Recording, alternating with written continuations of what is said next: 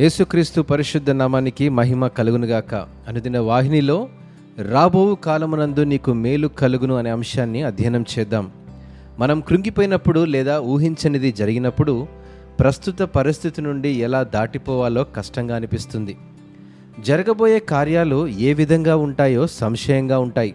కానీ దేవుడే స్వయంగా మన సమస్యల్లో ప్రమేయం చేసుకొని ఆశీర్వాదకరమైన నిరీక్షణ గురించి మనకు హామీ ఇచ్చినప్పుడు ఆయన చెప్పిన మాట ద్వారా మనకు మంచి జరుగుతుందని ప్రోత్సహించబడతాము మరియు బలాన్ని కూడా పొందుతాము.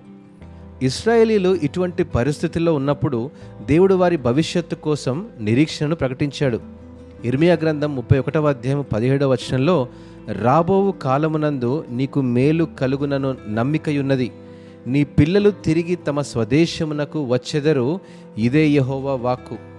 మీ జీవితంలో ఎలాంటి సంఘటనలు జరిగినా లేదా ఈరోజు మీరు ఎదుర్కొంటున్న ప్రతి పరిస్థితి నుండి విడుదల పొందడం అసంభవం అనుకున్నా, దేవుడు ఈ రోజున తన వాగ్దానాన్ని ప్రకటిస్తున్నాడు మరియు విశ్వాసకర్తైన దేవుడు నిరీక్షణతో కూడిన భవిష్యత్తు గురించి హామీ కూడా ఇస్తున్నాడు. దేవుడు ఇశ్రాయేలులతో ఉన్నట్లే మీ పక్షాన ఉన్నందున సంతోషకరంగా జీవించండి. మీ భవిష్యత్తును మీకే కాకుండా రాబోయే తరానికి కూడా ఆశీర్వాదకరంగా ప్రకటిస్తూ ఉన్నాడు. దేవుడు ఈ వాక్యమును ఆశీర్వదించునుగాక. ఆమెన్.